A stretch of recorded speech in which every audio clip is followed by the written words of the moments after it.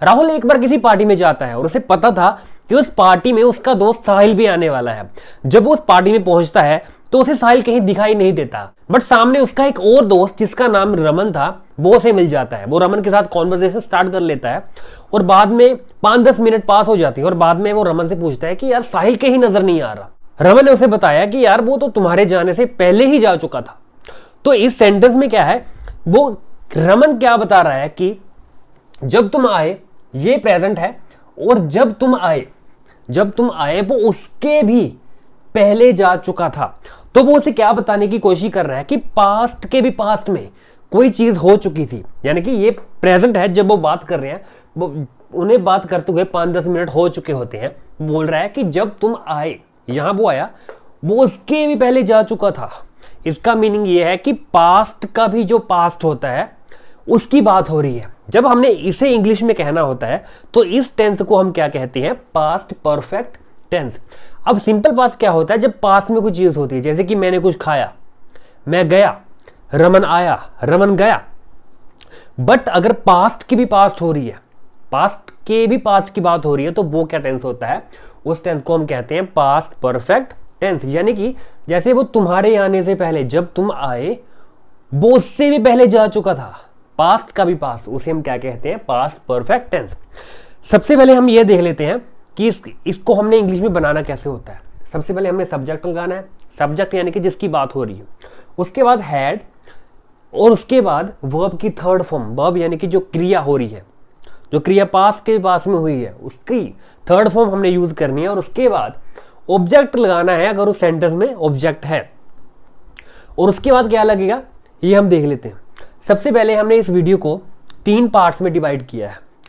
इस जो मैंने लिखा उसको 3 पार्ट्स में डिवाइड किया है। सबसे पहले है अफर्मेटिव सेंटेंसेस, जो पॉजिटिव सेंटेंस होती है। उसके बाद अगर हमने नेगेटिव बनाना है तो ये वाले सेंटेंसेस मैंने यहां लिखे हुए हैं। और यहां बताया है कि हमने प्रश्नवाचक कैसे बनाना है, यानी कि how to make interrogative sentences.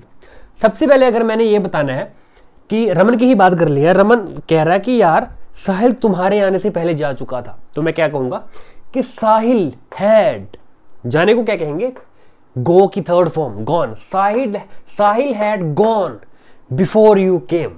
तो उसके बाद उसने बिफोर लगाया, किस चीज के पहले, बिफोर यानी कि पहले, किस चीज के पहले, तुम्हारे भी आने से पहले, जब तुम आए, बिफोर यू केम। तो हम यहां देख लेते हैं, the patient had died before the doctor केम, कि डॉक्टर आने से पहले पेशेंट मर चुका था। डॉक्टर आने से पहले पेशेंट मर चुका था, यानी कि जब डॉक्टर आया, डॉक्टर भी पास्ट में आया था, पर जो पेशेंट मरा था वो डॉक्टर के भी आने से पहले मर चुका था। तो पास्ट का भी पास यहां उसकी बात हो रही है। तो doctor had, the patient had died, the patient had died. अब सब्जेक्ट क्या है, पेशेंट, हैड, मरने को कहेंगे डाई, तो उसकी थर्ड फॉर्म डायड। पेशेंट मर चुका था, अब किससे पहले, किसी और पास्ट मोमेंट के पहले, किससे पहले, बिफोर द डॉक्टर केम। अब ये देखिए यहां तक हमने पास्ट परफेक्ट टेंस का यूज किया है, उसके बाद हमने बिफोर लगाया है, बिफोर के बाद हमने सिंपल पास्ट की बात की है, the doctor came, the doctor came, doctor आने से पहले। अब हम ये देखेंगे कि हमने इसका नेगेटिव कैसे बनाना है। सिंपली हम हैड के साथ नॉट का यूज कर लेंगे। The patient had not died, patient नहीं मरा था, पेशेंट नहीं मरा था before the doctor came, doctor आने से पहले, कि the patient had not died before the doctor came, doctor आने से पहले पेशेंट नहीं मरा था। अब हमने अगर किसी से क्वेश्चन पूछना है कि क्या पेशेंट मर चुका था डॉक्टर के आने से पहले, तो हम क्या करेंगे, हमने हैड को सेंटेंस के बिगिनिंग में लेके आना होता है। हैड द पेशेंट डाइड, क्या पेशेंट मर चुका था before the doctor came, doctor के आने से पहले क्या पेशेंट मर चुका था। नेक्स्ट है, ये सारा सिंपल है। नेक्स्ट हमारा सेंटेंस हम बना लेते हैं कि she had finished her work before the meeting started, meeting start होने से पहले उसने अपना काम फिनिश कर लिया था। तो मीटिंग पास्ट में फिनिश हुई थी, मीटिंग पास्ट में स्टार्ट हुई थी, और उससे भी पहले उसने अपना काम कर लिया था। तो क्या कहेंगे कि she had finished her work, वो अपना काम कर चुकी थी, वो अपना काम कर चुकी थी। बिफोर द मीटिंग स्टार्टेड, जब मीटिंग स्टार्ट हुई उससे भी पहले, मीटिंग स्टार्ट होने से पहले वो अपना काम कर चुकी थी। She had not finished her work before the meeting started, वो अपना काम खत्म नहीं कर चुकी थी, उसने अपना काम, या ऐसे कह सकते हैं कि उसने काम अपना खत्म नहीं किया था मीटिंग स्टार्ट होने से पहले। इसका भी अगर इंटेरोगेटिव बनाना है तो हम हैड, जैसे कि हमने ऊपर वाले सेंटेंस में डिस्कस किया, हैड को हमने सेंटेंस के बिगिनिंग में लेके आना होता है। Had she finished her work before the meeting started, क्या वो अपना काम खत्म कर चुकी थी मीटिंग स्टार्ट होने से पहले। तो सिंपल ये कुछ रूल्स होते हैं। सबसे पहले सब्जेक्ट किसकी बात हो रही है, उसके साथ हैड प्लस वर्ब की थर्ड फॉर्म प्लस ऑब्जेक्ट है। अगर ऑब्जेक्ट है तो हम वहां उसका यूज कर लेते हैं। जैसे कि इस सेंटेंस में, सेकंड सेंटेंस में ऑब्जेक्ट क्या है, शी सब्जेक्ट, हैड वर्ब की थर्ड फॉर्म, हर वर्क। अब किसको फिनिश किया, उसने किसको फिनिश कर लिया था अपने काम को, तो हर वर्क क्या है, एक ऑब्जेक्ट है। उसके बाद देखिए हमने बिफोर का यूज किया है। हम यूजुअली बिफोर का यूज कर लेते हैं, आफ्टर का भी यूज कर लेते हैं, व्हेन का भी यूज कर लेते हैं, वुड हैव का भी यूज कर लेते हैं। तो इनकी सबकी एग्जांपल्स हमने यहां दे रखी है। द बेल हैड रंग when I reached the college, जब मैं कॉलेज में पहुंचा, जब मैं कॉलेज में पहुंचा, पास की बात हो रही है, उससे भी पहले बेल हो चुकी थी। तो हो चुकना, इसके लिए हमने व्हेन का यहां यूज किया है ये सेंटेंस बनाने के लिए। द बेल हैड रंग, बेल हो चुकी थी। द बेल हैड, रिंग की थर्ड फॉर्म, रिंग रैंग रंग। द बेल हैड रंग when I reached the college, जब मैं कॉलेज में पहुंचा, जब मैं कॉलेज में पहुंचा तो बेल हो चुकी थी। यहां व्हेन की जगह बिफोर का भी यूज कर सकते हैं। द बेल हैड रंग before I reached the college, मेरे कॉलेज पहुंचने से पहले बेल रिंग हो चुकी थी। नेगेटिव बनाने के लिए हैड के साथ हमने जैसे डिस्कस किया, हम नॉट का यूज करेंगे।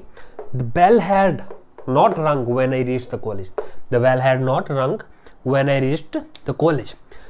क्या जब मैं कॉलेज पहुंचा उससे पहले बेल रिंग कर चुकी थी।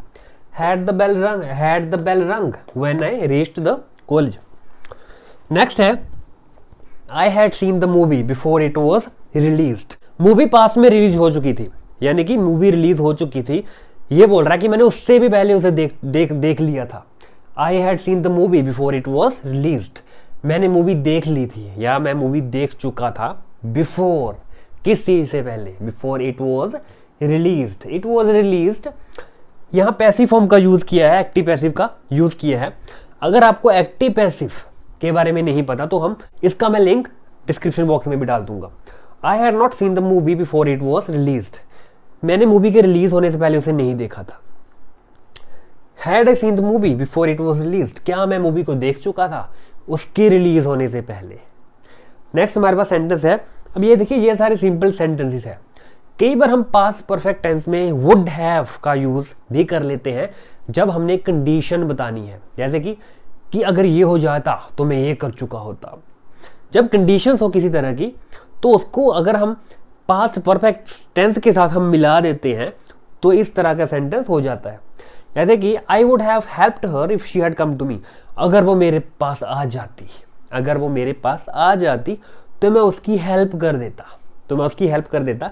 आई वुड हैव हेल्प्ड हर, मैं उसकी हेल्प कर देता। आई, तो सबसे पहले सब्जेक्ट उसके साथ वुड हैव का यूज कर लेते हैं हम, उसके बाद वर्ब की थर्ड फॉर्म, ये बताने के लिए कि मैं कोई काम कर लेता। अगर दूसरी, यहां हमने दूसरी बात कहनी है कि अगर ये हो जाता, I would have helped her if she had come to me, यहां हमने सेम स्ट्रक्चर रखना है, subject plus had plus verb की थर्ड फॉर्म। अगर वो मेरे पास आ जाती तो मैं उसका काम, तो मैं उसकी हेल्प कर देता।